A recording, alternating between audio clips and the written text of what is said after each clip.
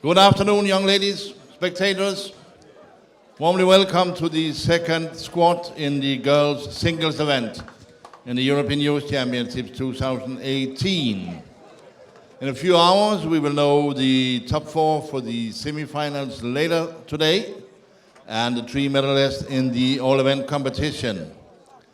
Everybody remember, those not in top 24, to remove your balls from the ball store later today. You will have 10 minutes practice.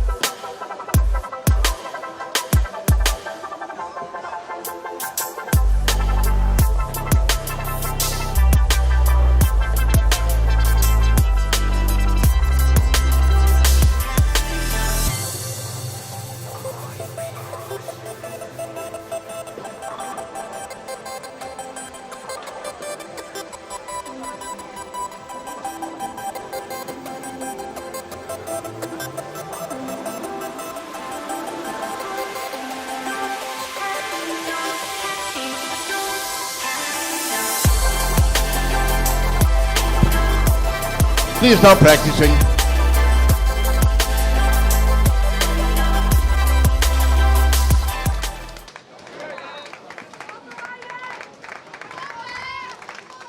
Once again, remember to remove your balls from the ball store today, those of you not continuing. Second squad in the girls single event European Youth Championships 2018. Top 4 will play later today together with the 4 boys from yesterday qualified for the semifinals.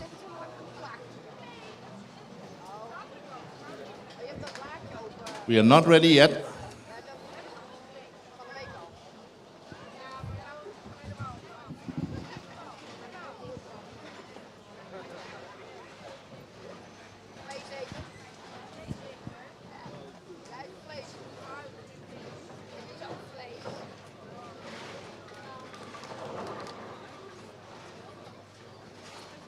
Okay, be ready. Good luck, everybody.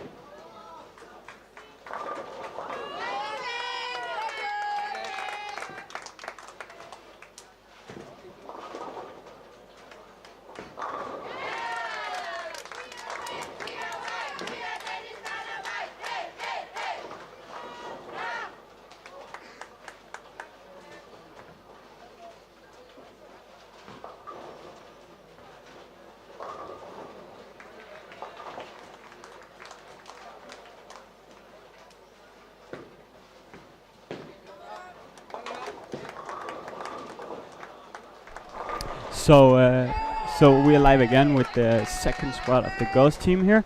Just gonna do a quick look around, and we got a couple of Danes bowling. We got Lina on the lanes and Cecilia today. And on the Swedes, I think we should look out for Hannah Engberg. She was second before today starting in the all events, and she's most likely the only contender there is to the all events on Jacqueline. So I spoke a little bit with the coach from Austria, and he said that she have to do 1380 to win the all event. So that's going to be fun to follow that. And right now, there's only been one really big score, and let me just get the scores up again here.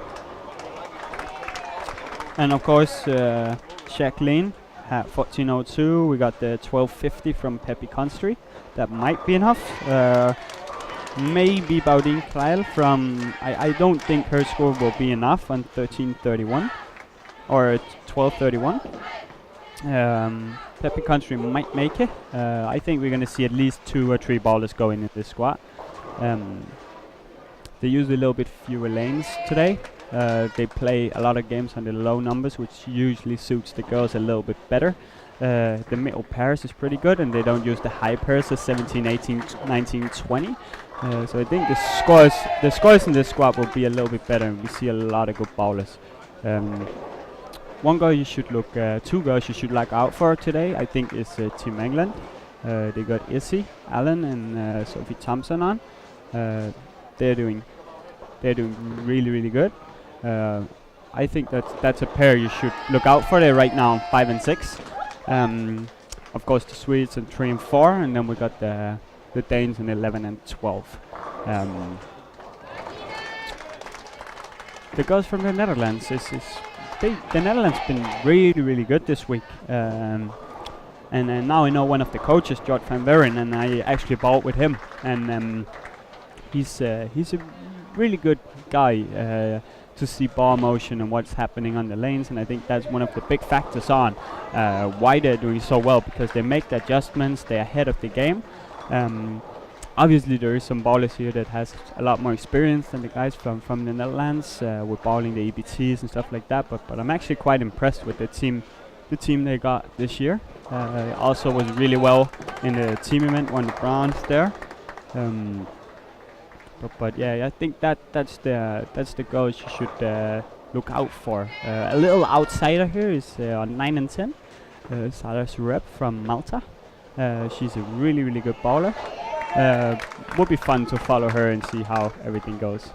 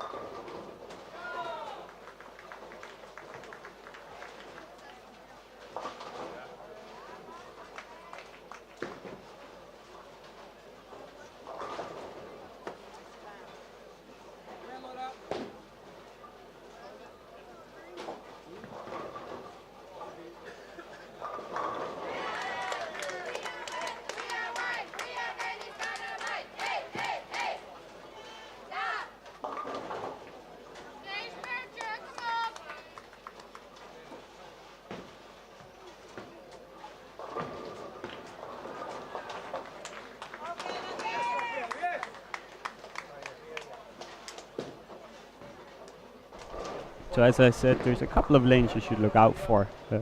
One of the interesting ballers, as I said, is a 9 and 10 Sarah Surep. I'm not sure if she's going to have a score, but I think in a couple of years you will see her bowling on the European Tour. You will see her in a lot more events, and she's doing really good. The Danes had a pretty solid start. Cecilia had 11 and 12. She had 3 in a row 9 best strike, and Lina has open strike spare double. So it looks like they are locked in now. And let's take a look. We'll do a quick update when the game is about to be over, and we'll see how the first game develops, and see if the transition is the same the squad as the squad before, where it happens in the mid-second game to the mid-third game, and see how the girls this squad is going to solve it. That's going to be pretty fun to watch.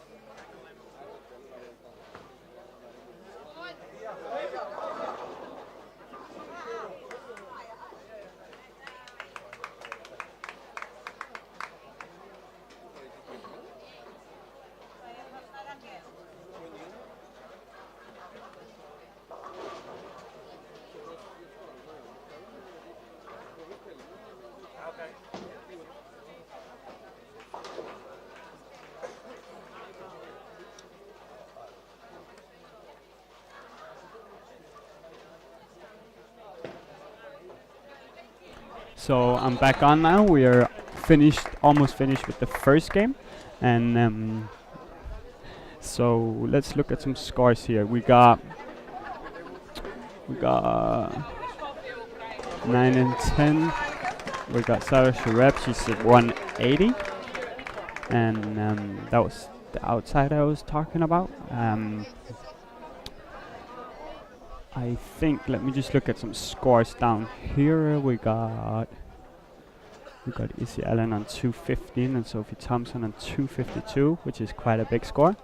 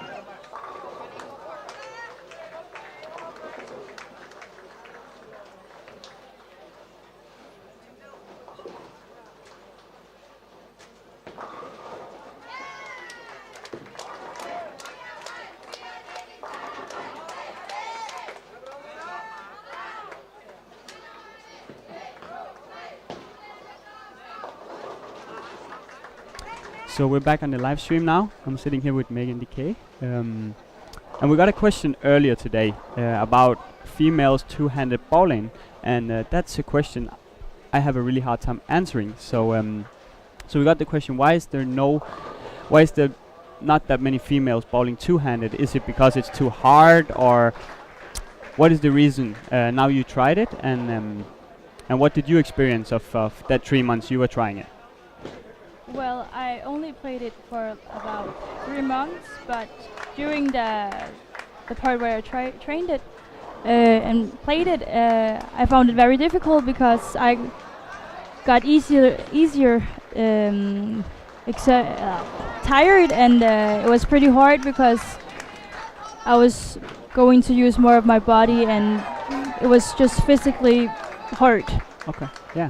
So it was the physical game of it that was actually harder, and okay.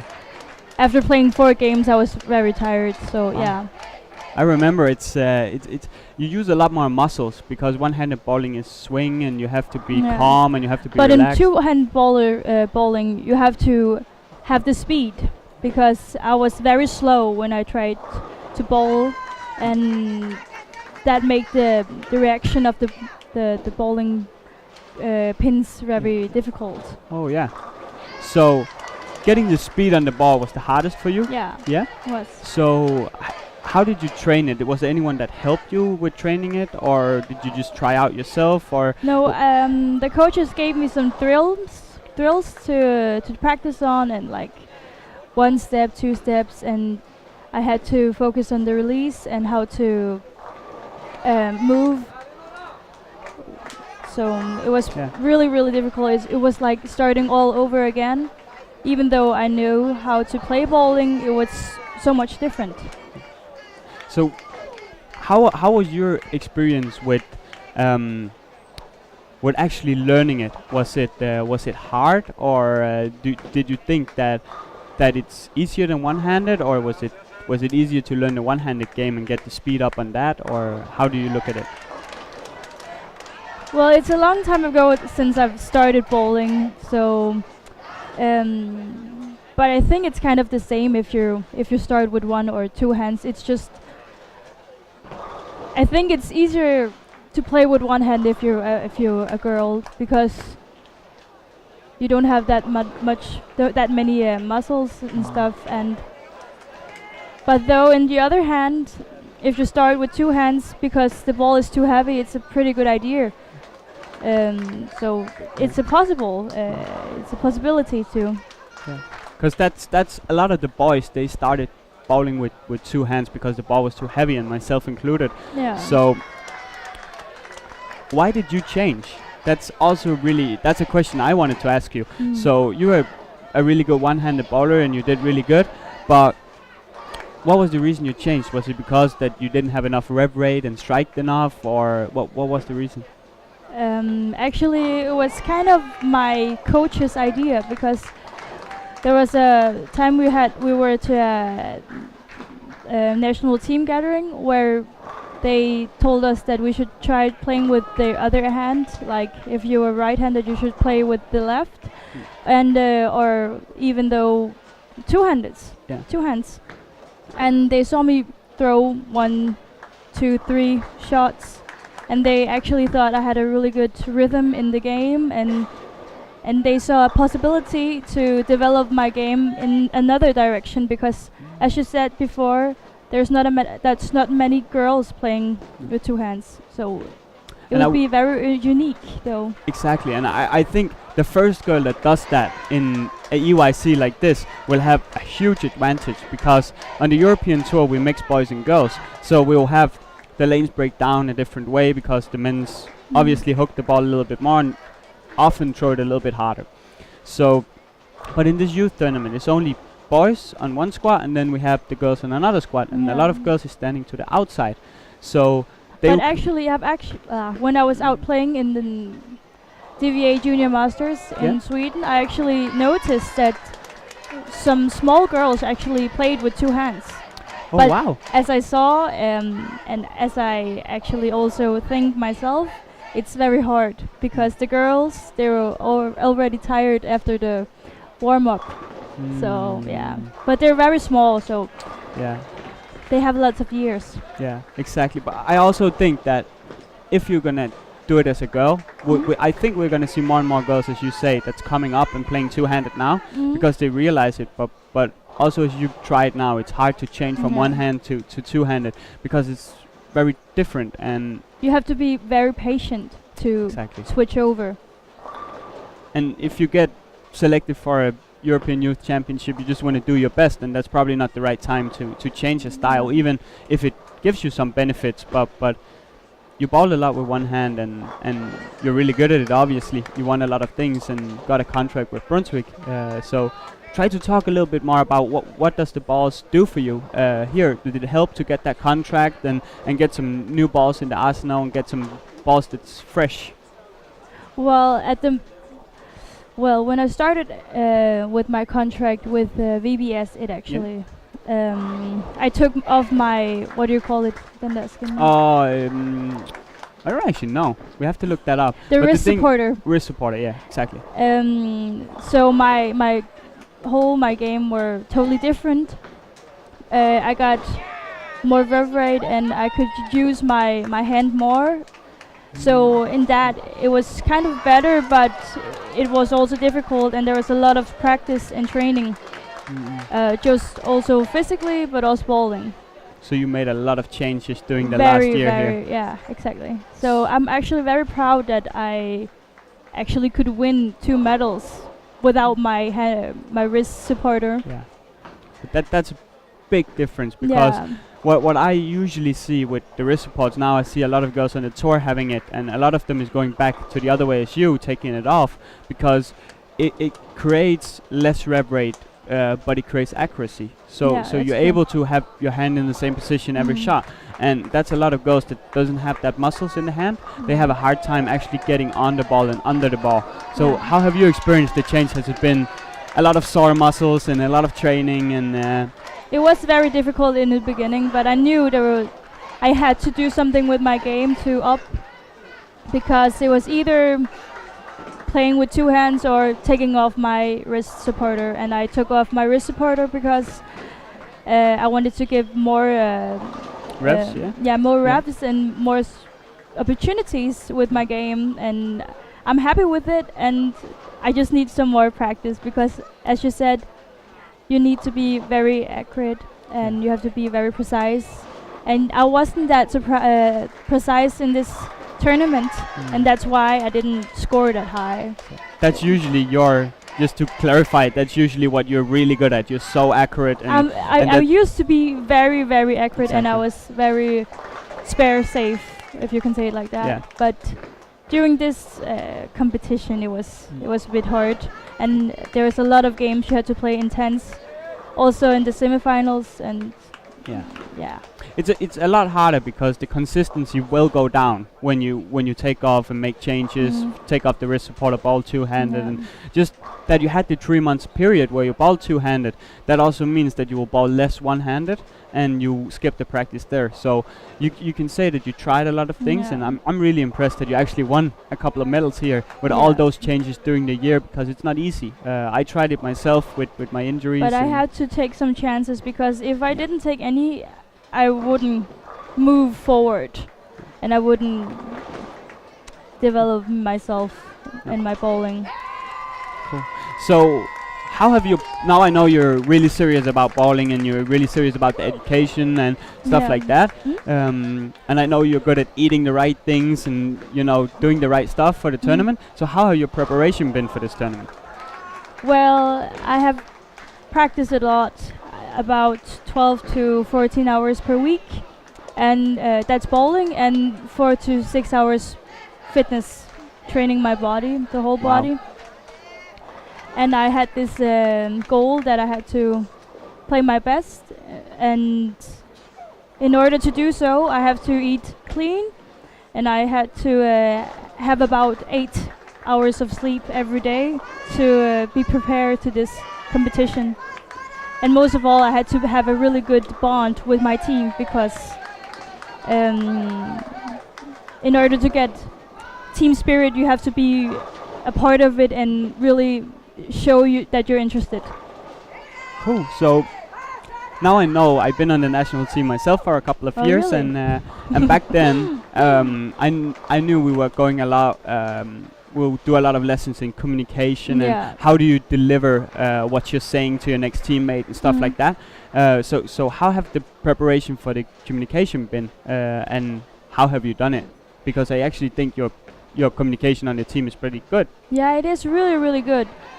On the last two gatherings we had, our focus points Oh yeah. was communications and team spirit and how to get the team to work good together. And we did that with strategies and a lot of drills together and playing against the guys as well. It was very intense, all the practice with the team though. So now you say play against the guys. Yeah. So that's my next question, because a lot of girls they have a hard time when they're playing with guys because the lanes break down different, and usually you get a lot more left than if you have it as now where it's only girls bowling. So how do you see it compared to this tournament when you bowl the EBT stops or the Jet Tour stops and Junior Masters in Sweden? Do you see any difference from how the lanes break down here to what it usually does when you bowl? So what I mean is, do you think that can you stay in the same place a little bit longer here, or do you still move a lot? No, not really. Here in this competition, all the girls are playing in the same spots and same lines, kind of. There's only few people who move a lot to the left, but comparing to playing with other guys, it's more different. They all play different places on the lanes, so it's more difficult. So yeah. So how many years do you have left? Do you have one more year left? This year and next year, yes. This year and next year. So obviously we will see you on the team next year. You did already 2-3 EYCs? This is my fourth.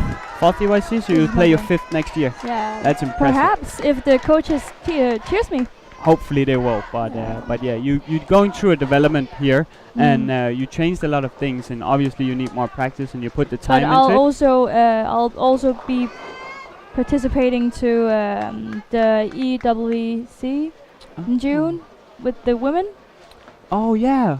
Oh, Wow! yeah. I even forgot that. Yeah, congratulations Oh, on that. thank you. So, and that's actually pretty amazing. So, are you looking forward to that and training a lot, or do you have a little break after this tournament to just settle down and Without bowling, I will be devastated. So I think perhaps it will be a break for 4 days break, and that's it. I have to be on the lanes to prepare myself, and I'm the newest one. I've never tried to participate in the adult competition before, so yeah. I'm a bit nervous, but I hope it's gonna be alright. I tried it myself, going from the youth. I didn't try it when I was bowling youth, and I had a year back, but I tried it from my last year in the youth. I played the EMC in Brussels for the men's, and that jump is a lot different for me at least, because the atmosphere on the ball, there's not so many parents, there's not so much cheering. It's more calm, and the bowlers is usually taking it a little more serious in a way, because that's how they do on the tour when they bowl. So how do you see yourself fit in with the team, and is there any specific person on the team that is going to be a mom for you and help you come in and actually do that? Because on the men's team I had a dad and a mom that helped me get into the team and get in the right mindset, and that helped me quite a lot in that tournament. Well, I don't really know. I know I have been to one of the gatherings for seniors, but as I said, I'm the newest one, so I have to be active, and I have to be including. Oh well, wait. They have to be including, and I have to just take it with me and try to be part of it, because we want the same thing, and we all want us all to get. Yeah. You all want to win. Yeah, That's exactly. Yeah. So yeah, exactly. So it's a quite young team this year. A lot of changes going through the team. So what do you think about that? I think you're the only one that's going for the first time, right, on the team? Yes. No, Yeah. no, Lotte. Oh, Lotte, yeah. Yeah. So you're two. But I know as well that Christine from Oh, yeah, she's the going. US. Yeah. She's going as well, and we have played the EYC in 2015 and 16 together. Oh, So I know her, and I know her like personal. So. Yeah. So it calms down a little Yeah, bit to, but- to have someone you know and you can talk But to. I haven't seen her in like a year Yeah, soon. So. Yeah. Yes. Let's try to look a little bit on the scores here. See if we can get that up. Okay. Let me just see.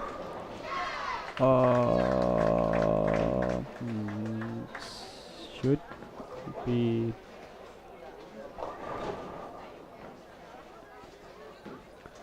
Should get the scores up now. Try to get them to the average here. So here we got it. So Sophie Thompson from England had a 250 game in the first, and Cecilia from Denmark had a 219 game. And a girl from the Czech Republic had a 226. So now the interesting part comes. Megan is done with her singles. She bowled the first squad, Yes. and she's hopefully gonna make it into the Masters. It's okay, safe. Let's see what happens, but it should be pretty safe. So who do you think is gonna win this singles medal? It depends on who gets into the top 4, but as far I can see and my gut is telling, Jacqueline is going to the top 4, and hopefully Hannah Engberg, because I've seen her play. I have seen her game the whole week, and she have a decent line and game, and it looks good for her. Yeah. And wait a second, the girl Pippi from Finland has also played very good this morning. So those 3, and let's see, and probably I think it's between Baudin from the Netherlands and Sophie, actually. Okay. So that's your top 4 for the finals. Yeah, That's top 4, that's 5, yeah. Exactly. That's going to be so cool to watch, because my estimate of the cut was 1290 before you started today, and now I think it's going to maybe be a little bit lower. Let's see what happens this squad. We got Yeah. some quite big scores in the first game, but usually we see that the scores is decent down, the yeah. 3 first games, and then Mm. the girls always score a little bit less when the transition comes and they have to Yeah. move in. They get some carry problems. Is that something you experienced during the squats here Yeah, today? I did. Actually, in my first squad, I made 254 or something like that, and the next game was very, very difficult. The lanes were weird, and I had problems with the carry. I think I made 160 or 50 or something like that. And it wasn't because I played bad, but I had, I think, 1 or 2 splits and 1 strike, and rest of it was spares. Yeah. So it was difficult. It's a bit hard when you get into the rhythm where you get a couple of 10 pins and you can't string strikes together, and you get that. At least I know this ball very well now. I bowled a lot of league up here, so I know that the pairs can be really tricky, but you Yeah. can also have a really good score.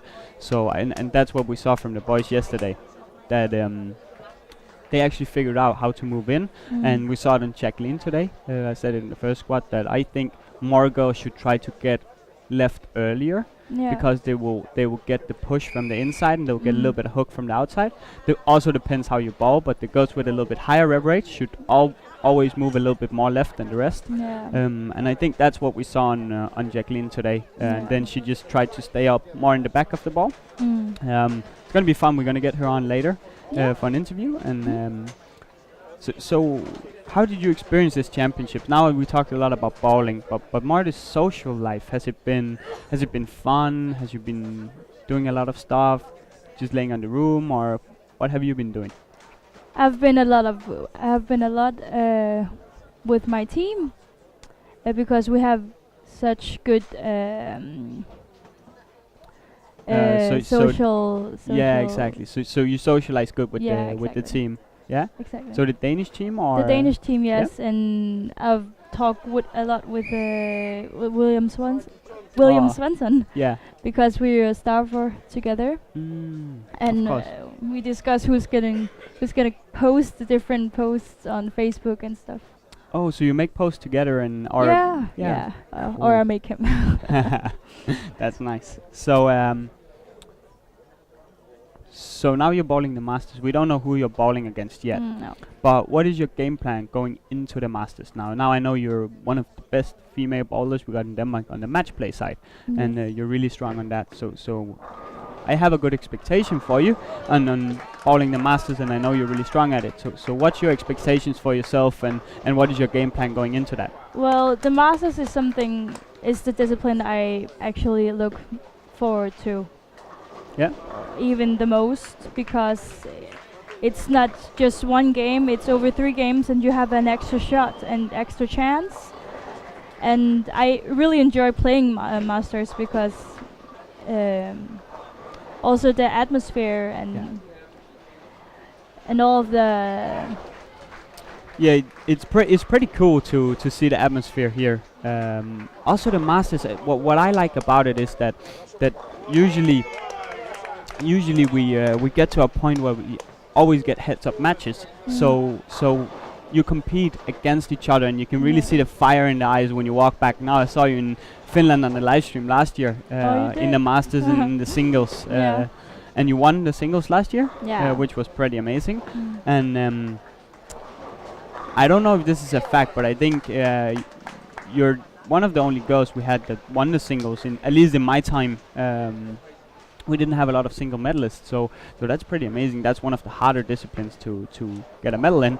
Well, there's only 4 that makes it. But try to explain in Masters, what is it you like? What is it you do better than the most people when you bowl Masters? Are you just more cool, or what goes through your mind when you bowl a game like that?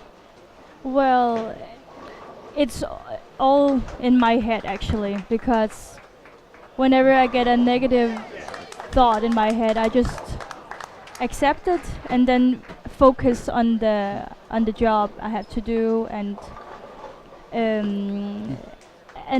the last year I actually just smiled a lot, because I had no pressure and I had no expectations. I just tried to bowl my best, and that was enough.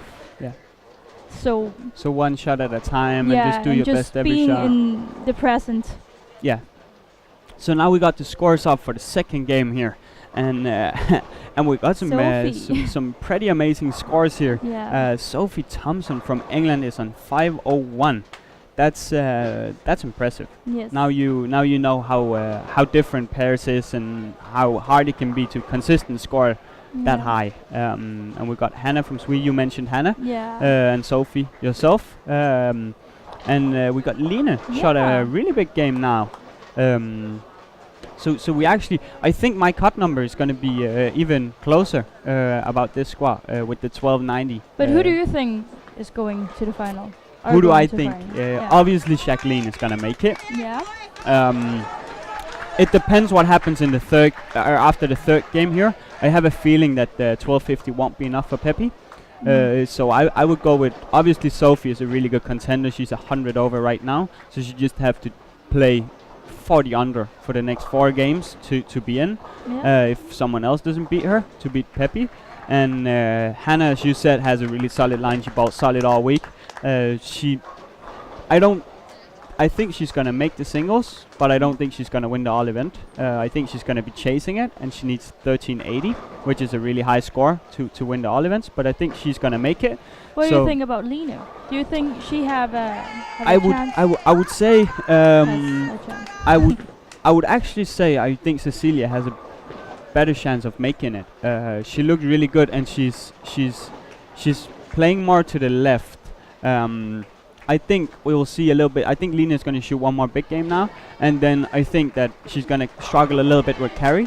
If she solves that, I think she got a really good chance of making it. But the reason I'm saying Cecilia is that she stands a little bit deeper, so the lane will come to her. But she's going to struggle with carry because she doesn't have that high of a ball speed and rev rate. So I think this squad is going to be about carrying. It's going to be about who's going to make those spares, who's going to actually carry and keep the head calm. Okay. My guess for the finals here, and now I saw the Czech Republic ball. So I would say Jacqueline, Sophie, Hannah, and the girl from, could be Judith, but it also could be Susanna from Czech Republic.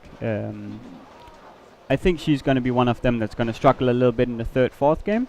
So I think the scores is going to be fun to watch in the third game, because I think that's where we're going to see who's going to fall down and shoot the 150, 160 game, and who's going to keep having 210s. And obviously Sophie is have a really good chance, because she's probably going to have a decent game now, and then she only needs 520, 540 to make it in. So Sophie would be a good guess. I think Hannah is pretty solid through the week. You mentioned the Finnish girl. Who was that? That was there's a couple of girls here. There's Elise from Finland. It's because it's squad 2. Oh yeah. So yeah, she bought the first squad, right? Yeah. Oh yeah, here we got the. So who's on average right now? It would be Sophie, it would be Jacqueline, it would be Hannah, and it would actually be Lena from Denmark. So it's going to be fun to watch what happens in that third game, because I think that's going to decide who's going to hit that transition, who's going to get in left and actually strike in there first is going to make the finals of those, because there's some pretty close calls here. If you watch Peppy score, she was not that consistent. She had 226 and she had a 170 game, and then she had 210, 220, 160, 230. So it jumps up and down a lot, where I think this squad will be more consistent in the scores due to the bowlers, and they only use 16 lanes. How did you experience the difference from the lanes in the low end of the center to the higher end of the center? Did you feel any difference, or was it kind of the same, or? Well, we only played from 1 to 18. Yeah. But I actually thought it was easier playing on the lanes to the lower lanes. Usually the lower end is a little bit it's a little bit earlier, so you get the ball to hook a little bit earlier. Yeah. And you spin it a little bit more, so it makes a lot of sense that you like that end. We saw a lot of the boys yesterday. They weren't that comfortable from 1 to 8 because the ball hooked so early, so it burned.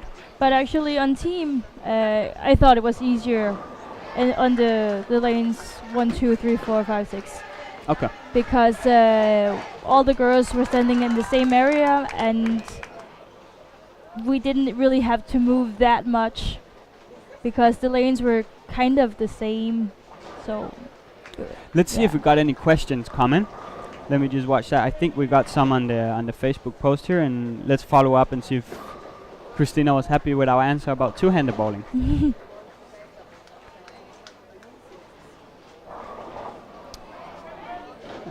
So Coleman asks, why does it take so long to answer the questions? And that's because I have Megan in the studio, and we were answering one of the other question. And Chris is asking why is my bowling bag at his house, and that's because I'm injured and he didn't want to drive me to the airport, and I couldn't carry my bowling balls. So that's a quick answer.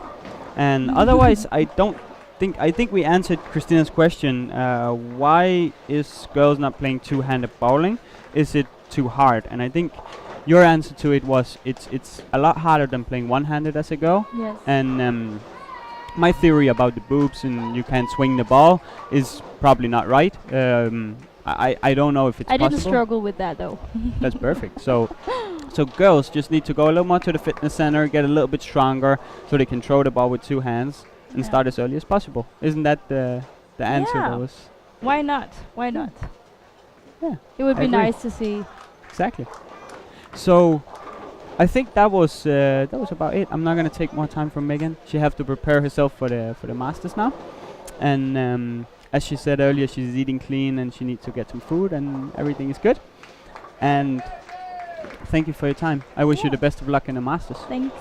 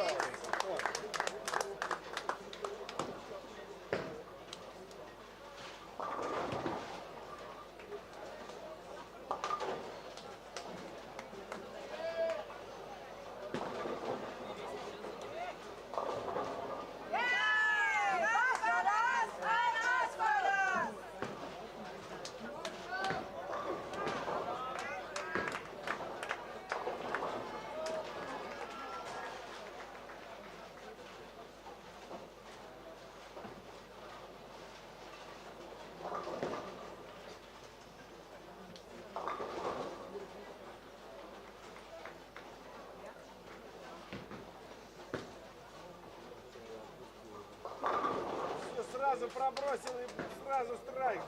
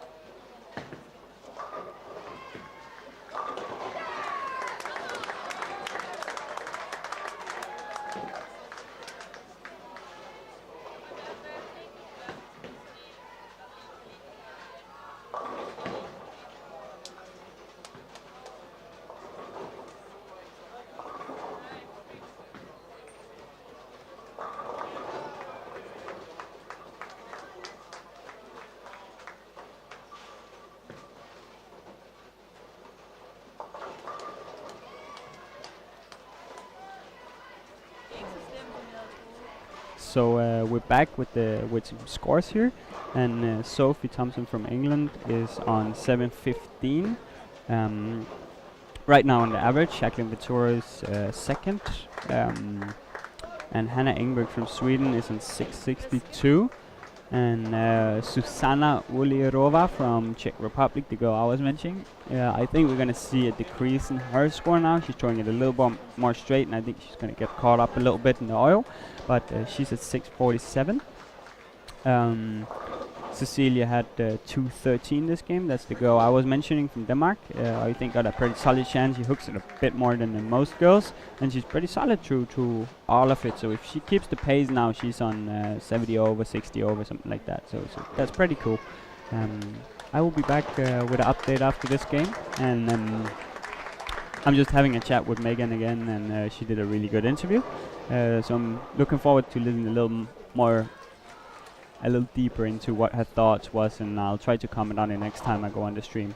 So look forward to that, and I'll be back when the game is almost over.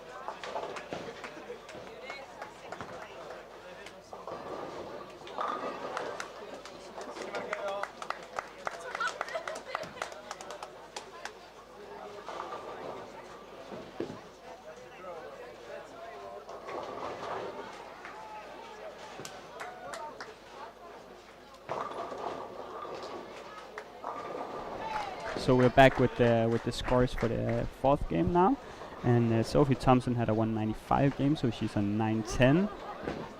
Right now, Jacqueline is leading on average, and Sophie Thompson is second. Cecilia from Denmark is third. She has 882. My prediction about her was pretty good. Looks like she paced 210, 210, 210, and now she had a 230 game, almost 240. So it looks like she locked in. Hannah Ingberg from Sweden just had a 180 game, so she's about 40 over. So I think the cut will rise a little bit. I'm not sure if between Peppy and Hannah right now, and Susanna just had a 180 game. Judith, love contenders, but it's going to be fun to watch the last two games now. Let's try to look the girls all events here.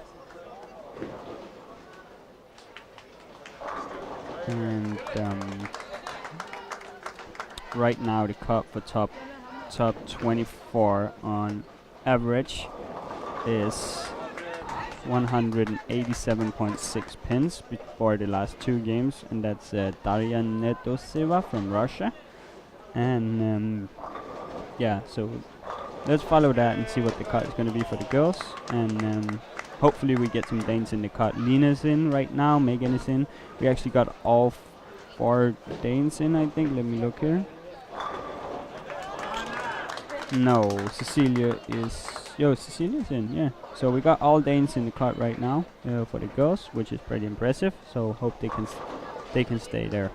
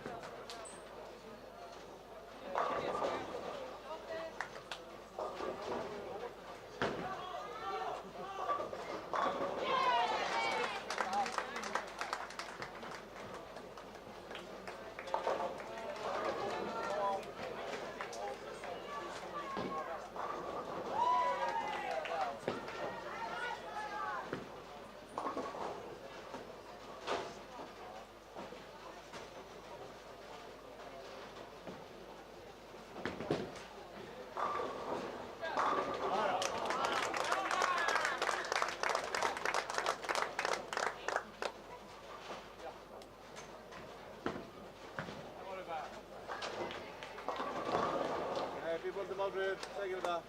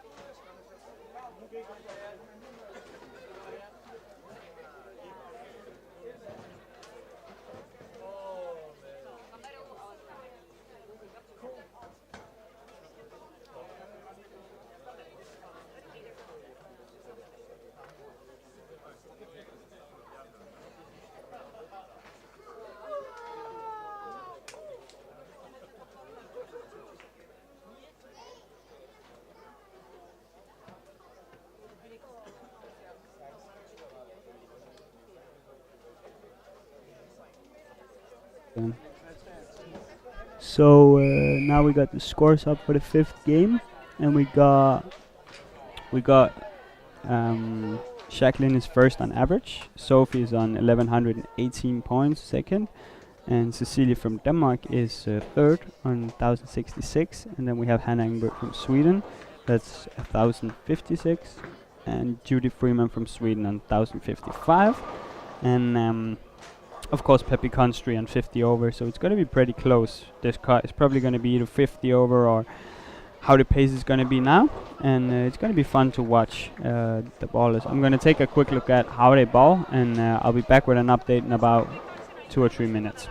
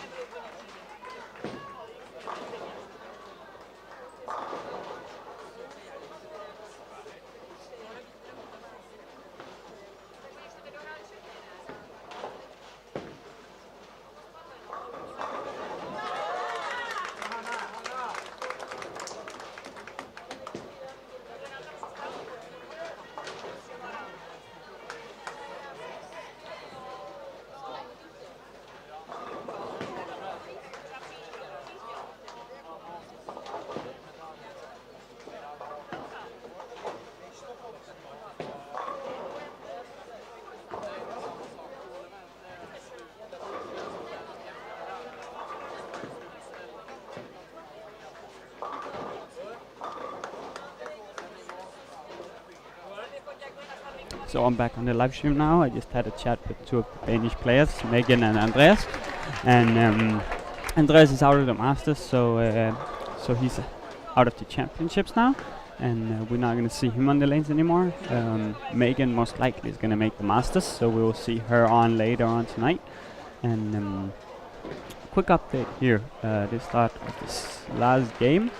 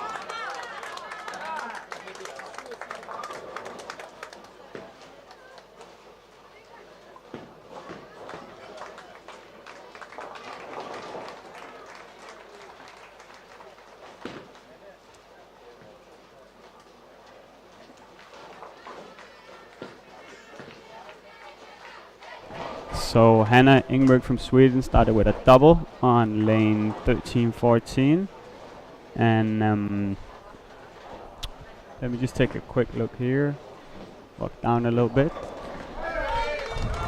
So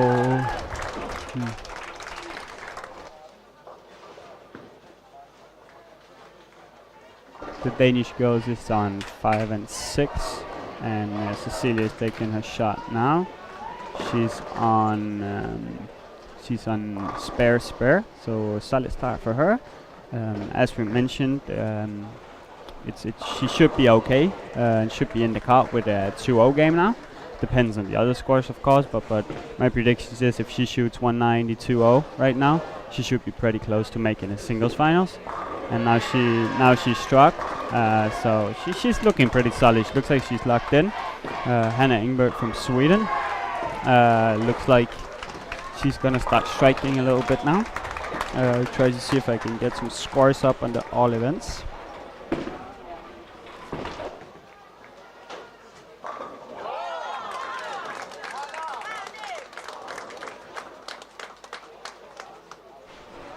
So Hannah Engberg is on 3 in a row now. And let's look at this. Right now, by average, Mika Gullbeck is second. So she's in the position to win the silver in the all events here. And Hannah Engberg needs 200 and is that 240? No, 237. So she needs 238 pins to beat Mika in the all events. And Sophie Thompson needs to beat Hannah Engberg with at least 31 pins this game to overtake the third place. And she also got minor chance to beat Mika. I wouldn't say that's a solid chance. She needs let me look at that.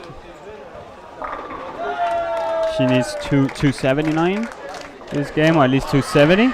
And Cecilia is on a double now, so she's on spare double, which puts her in quite a good position. Hannah Engberg strikes too. She's on 4 in a row. So she's actually looking pacing a 220 game with spares now. So she only needs one more strike or double to be in the position to overtake the second place in the all events.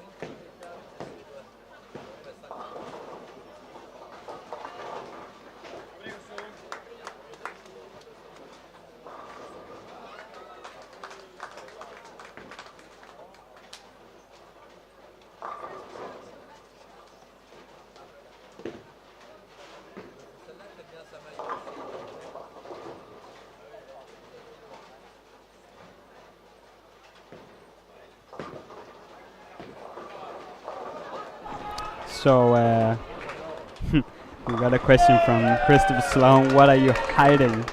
To be fair, I'm not hiding anything here. Chris was supposed to bring my back home, and he didn't do it. So I'm looking forward to meeting him in Denmark when he brings my back home. Now we got this in live stream, so thank you for that, Chris. And then we got a question from Ian saying doing some bad stuff. No, I'm actually not doing some bad stuff here. I had a really good interview with Andreas and Megan, and you can listen to Megan on the live stream a little bit earlier today. I think it was game 3.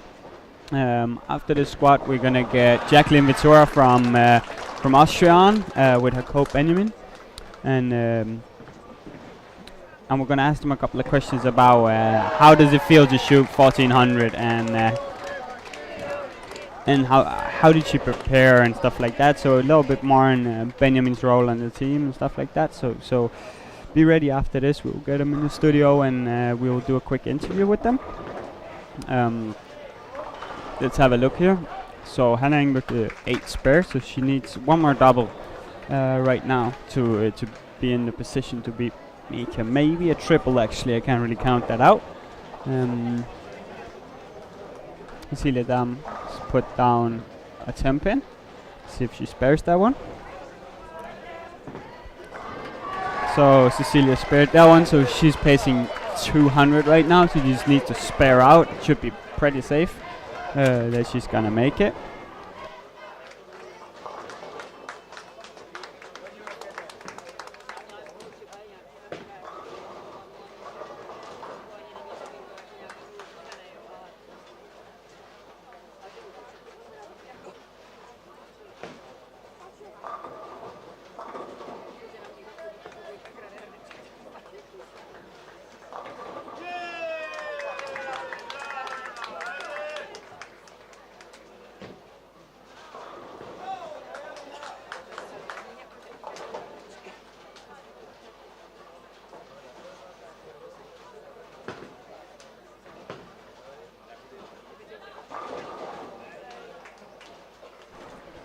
Sophie Thompson had a bit of a rough start here. She had open, spare, spare, spare. So she will still make it with a 180 game. So she should be pretty safe in. So I don't think we should focus that much on her. I also think she's going to be a safe second seed. And then we got Cecilia and Hannah.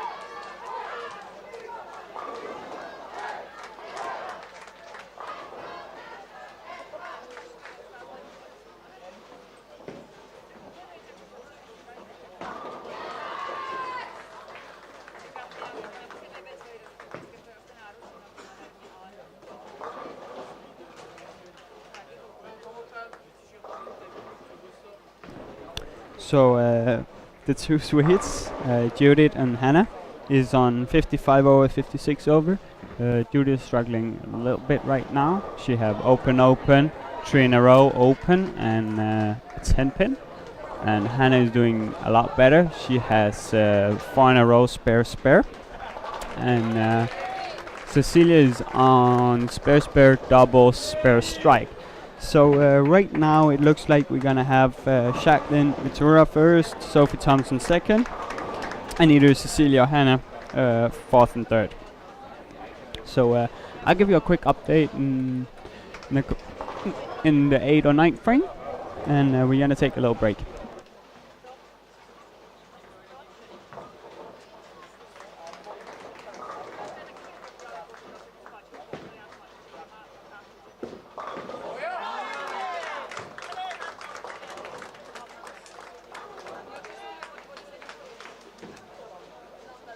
And Hannah Engberg needs 237 points to beat Mika Goldbeck in the all events, which means she will take the silver. Or, of course, we have Sophie Thompson from England that had a little chance, but she's struggling quite a bit now. She's on a strike now, and it'll be fun to follow the all events. I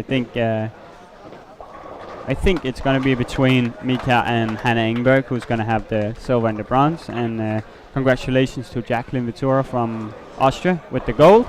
Nobody can beat her. And as you can hear in the crowd here, Cecilia just doubled, so she's on a spare spare double 9 spare double, which is putting her in a 2 high 10 pace. And looks pretty solid, and she's right now on average in top 8 in the Masters too, which means that she will bowl later tomorrow. She will jump in the top 8 if I'm not wrong. At least that was the way with the boys. And of course it's going to be really fun to see how they handle match play later on today. We're getting the boys on the Masters later tonight, and we'll get the single finals going. So it's going to be really exciting day, and also a long day, so let's look forward to that, and keep asking questions on the stream and on my post on Facebook, and hopefully I'll answer everything you got. Sorry to Colin Cloak for being so bad at answering and a little bit slow. I hope your dart question yesterday was answered properly. And of course, the curry question. I actually had a curry yesterday, so that was a good small curry I had there. That was really nice.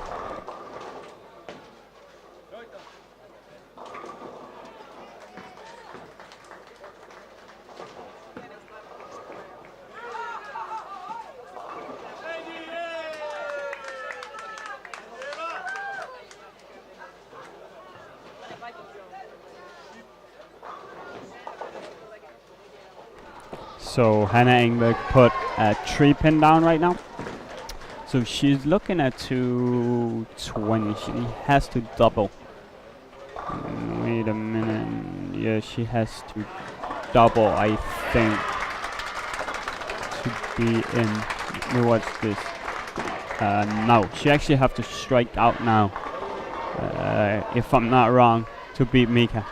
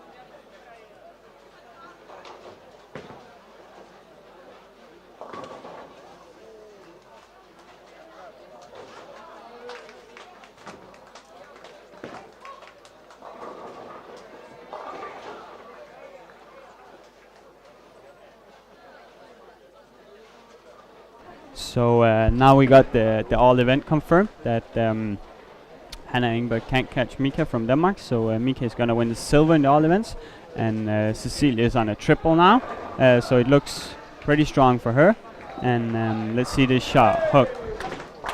And Cecilia struck again, which means that she's in the single finals now. So congratulations to her. That's 2 more medals for Denmark. And Hannah Engberg from Sweden got to open now. She can still make it in. Yeah, she's also gonna make it, I think, into the top 4. So I think the calculations is okay with Sophie, Jacqueline first, Sophie second, and then I think Cecilia from Denmark is gonna be third, and then Hannah Engberg from Sweden fourth. Yeah, Judy Freeman from Sweden is going to have a 190 or a 160 game now, 169. It's pretty fun to watch the girls ball today, I think, because see some good scores and jumped up a little bit now, and hopefully we'll see some medals of the highest carat to Denmark later on. And of course we're going to have the master step, as I said, and first of all we're going to have the interview with Jacqueline, which had the massive score of 14.02 today, which is incredible for a girl to score on this, at least I believe. So I think it's going to be a fun interview to hear what's the preparation, how did she solve it, and did she find out a line or a ball that worked phenomenal for her now, and did she do anything different, or did she just ball better today? I'm looking forward to hearing that.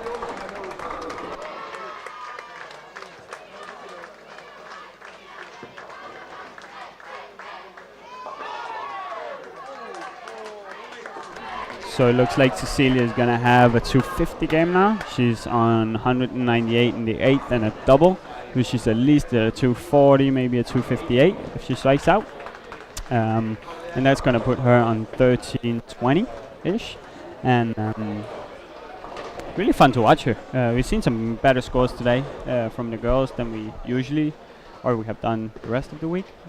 So they develop in the game, and they try to get better ball changes and actually move ahead of the game. So that's pretty fun to watch.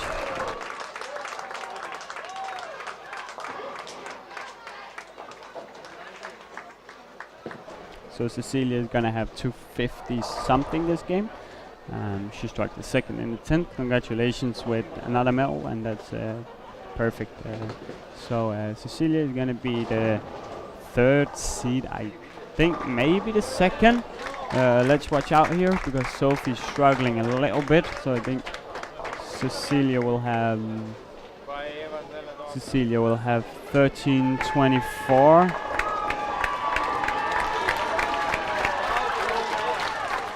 So she will have 13:24. Really good approach.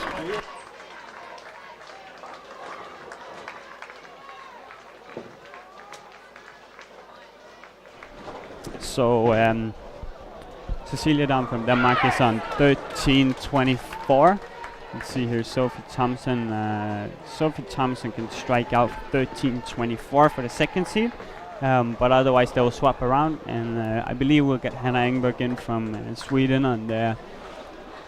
Yeah, Hanna Engberg from Sweden doubled. So it looks like she's gonna be the fourth spot of this. So as I said, we're gonna have Jacqueline Ventura first. We're gonna either have Cecilia Dam, Sophie Thompson second, and we're gonna have Hanna Engberg from Sweden fourth. So pretty cool, and scores went up a little bit.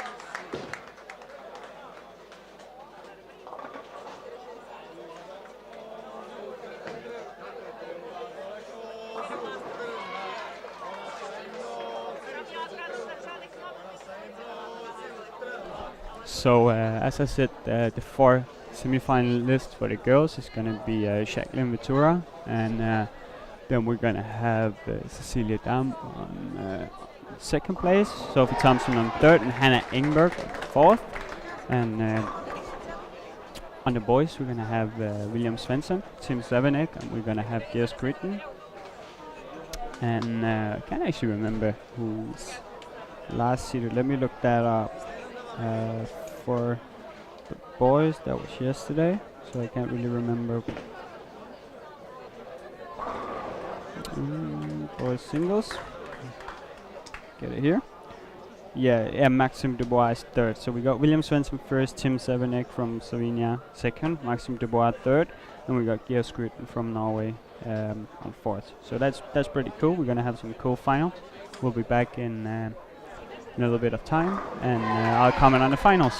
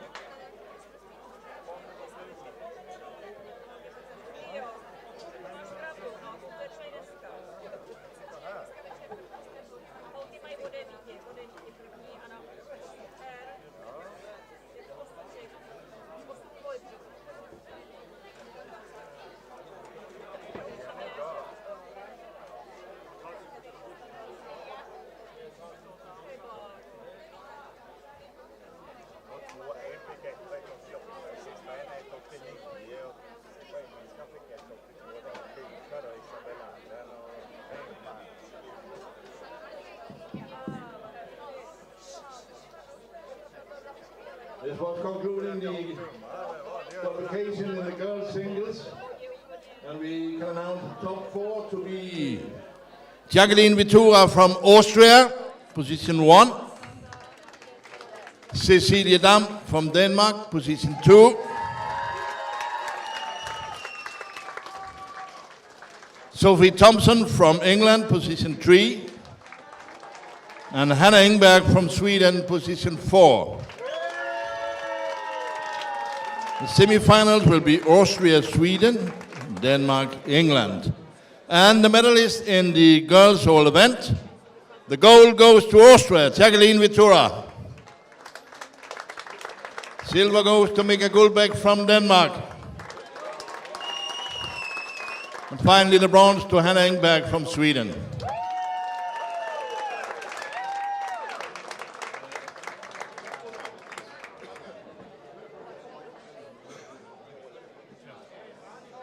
And the warm-up for the singles semi-finals will be 5:30.